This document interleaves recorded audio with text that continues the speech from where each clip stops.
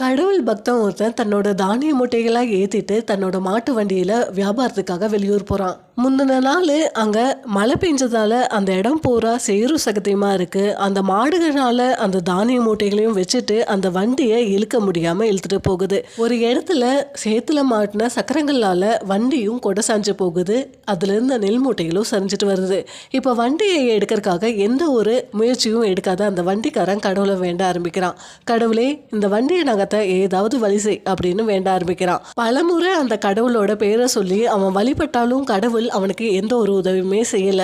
அதுல ஆத்திர அடைஞ்ச அவனும் அந்த கடவுளை திட்ட ஆரம்பிக்கிறான். இப்ப கடவுள் அவன் கண் முன்னாடி வராரு. உன்கிட்ட அந்த வண்டியை நடத்துறதுக்கு தகுந்த பலம் வந்தும் ஏன் அந்த முயற்சியை நீ செய்யவே இல்லை? முயற்சி செய், நல்லதே நடக்கும்னு சொல்லிட்டு கடவுள் மறைஞ்சிடறாரு. இப்ப அந்த வண்டியை நடத்துறான். வண்டியும் வெளியே வருது. ஆமாங்க, எந்த ஒரு செயலுக்கும் முயற்சி இருந்தா மட்டும்தான் கடவுள் துணையா இருப்பாரு.